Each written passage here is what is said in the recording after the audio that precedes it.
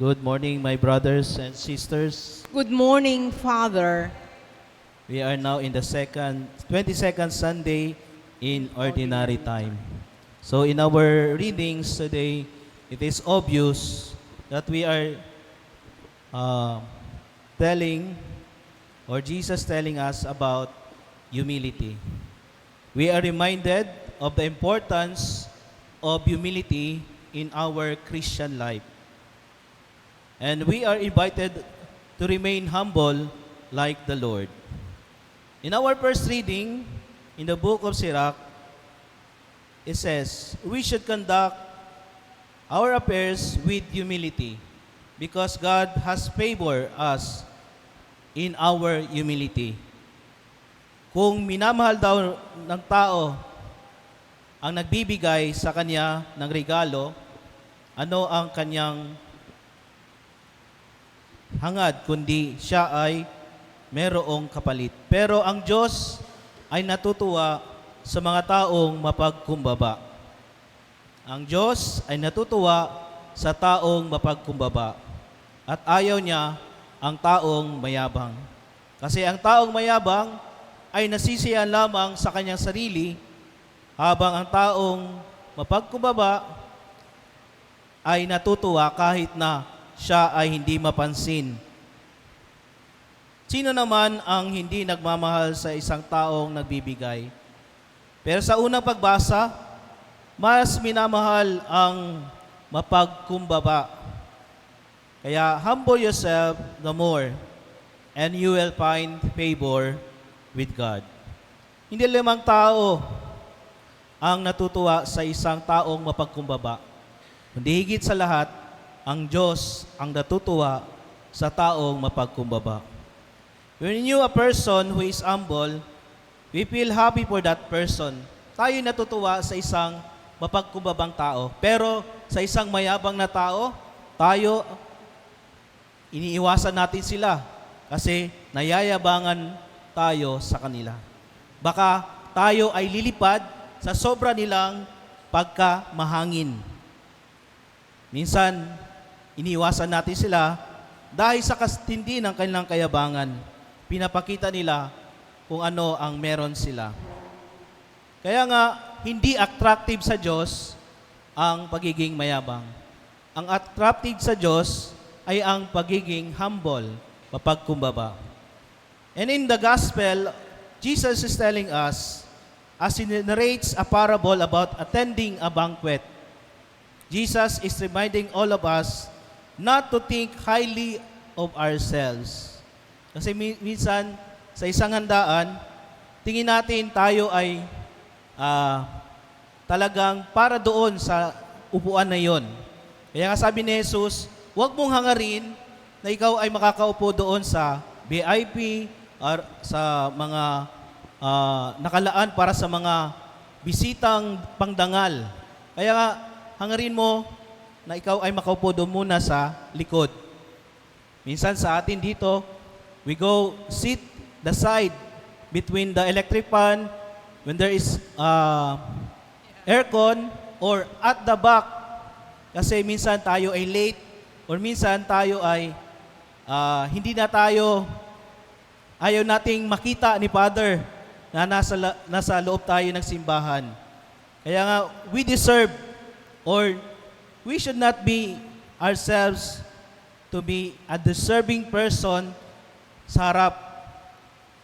No, kasi minsan, ang pagiging nasa harap daw o sa VIP, we feel tayo ay mataas, mapagmataas.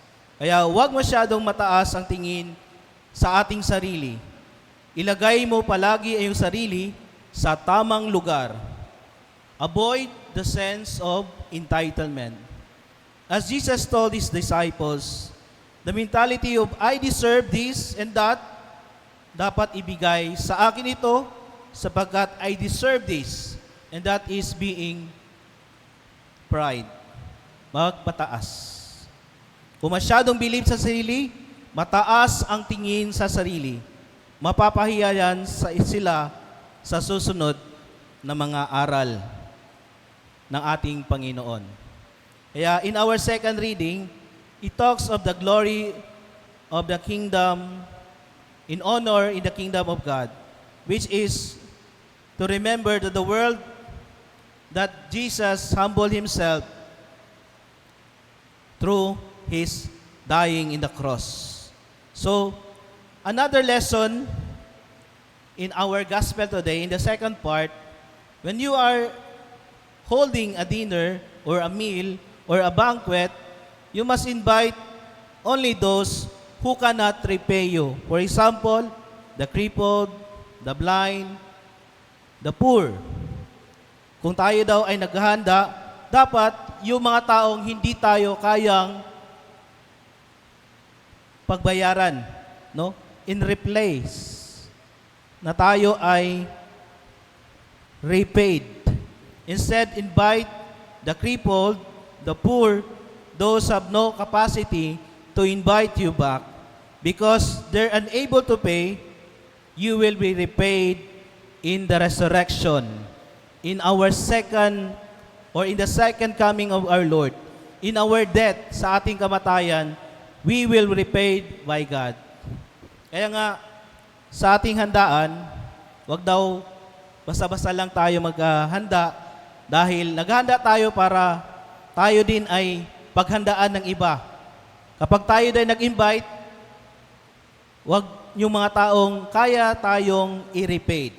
Because generosity means to give without expectation in return to what you gave. Hindi tayo dapat humangad ng kapalit sa ating mga ibinibigay. Kasi minsan, masasaktan lang tayo kung tayo ay nag-expect ng in return sa ating mga ginagawa. May kasabihan tayo sa Pilipino din, wala nang libre, lahat ay may bayad na. Ang lahat ay may presyo in return sa ating mga ginagawa. It is like business transactions and reciprocity. Merong pagbabalik loob. Wala nang libre ngayon. Lahat may kapalit. Lahat may bayad. Gaya ng pananaw natin sa buhay minsan. Kung gusto ko bumili, edi magbabayad ako. Lahat may bayad.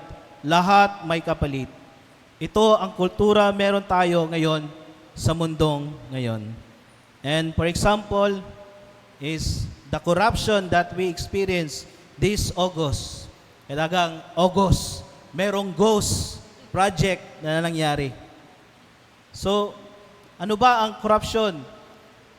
Ang corruption ay ang pagbigay ng may kapalit. Di ba? Yung mga project, in return, meron akong makukuha doon sa project na yon. Pero when we are generous, we are not expecting something to go back to us. So ganyan ang Diyos na siya ang binigay niya ang lahat, pero in return, hindi niya kailangan ang ating mga ibibigay. Kahit na tayo hindi magbigay, ang Diyos pa rin ang nagbibigay sa lahat. Not everything can be repaid. It is to acknowledge that there are things that I should give without expecting anything in return. Hindi lahat may kabayaran at may kapalit. May mga bagay na ibinibigay na kahit na walang kapalit. And the culture of corruption has a price and everything should be repaid. This is the root of culture of corruption. Kahit na sa ating pamilya, di ba, yung mga anak natin, kung makaka 100 ka, bibigyan kita ng 5 pesos. Kung maglilinis ka ng bahay, bibigyan kita, tataasan ko ang iyong allowance. Yan minsan ang ating, sa bahay pa lang, may corruption na. Minsan nagsisimula ang sa pamilya. Pag mataas ang grade, pag maglinis ka ng bahay, tataasan ko ang allowance mo. Dahil lahat ay may kapalit. We remember a story of a child and his mother. The child placed a little note in the refrigerator. Sabi doon, "To mom, for cleaning our house, 100 pesos. For washing the dishes, 200 pesos. For getting good grades, 100 pesos. For staying behave in the classroom, 100 pesos. For accompanying you in the grocery, 100 pesos. Total, 500 pesos. At nakita ito ng nanay. Sabi ng nanay, may utang pala ako sa anak ko. Kaya ang ginawa ng nanay, at the back of the note, sa likod ng papel, he replied, for carrying you in the womb for 9 months, no charge. For cooking you daily meal, no charge. For washing your clothes, no charge. For many sleepless night, watching you when you are sick, no charge. And being a mother, to you, no charge. Total, fully paid. Do we have the mentality that all we do ay may kapalit? And that is arrogance. That is pride. And that sometimes be a source of corruption. Dapat ba lahat may kabayaran, may kapalit? Dapat lahat ba may kapalit sa buhay? Sa buhay pananampalataya, hindi lahat may kapalit. At hindi lahat kayang bayaran. Gaya ng ginawa ng ating Panginoon sa atin. Lahat ay binigay sa atin. Buhay, pamilya, lahat, grasya, biyaya, lahat ay libre. Walang kapalit. Walang hinahangad na kapalit ang ating Panginoon, kundi siya lamang ay mahalin, paglingkuran, pasalamatan, purihin, at ibibigay niya sa atin ang lahat. Sa ating Eucharistia, mamaya, tayo ay tatanggap ng katawan mismo ng Diyos. Kaya, ano ang kapalit natin sa Kanya? Wala siyang hinangad na kapalit, kundi mahalin natin siya, paglingkuran natin siya. Ang lahat ng nagpapakataas ay ibababa. Ang lahat ng nagpapakababa ay itataas ng Diyos.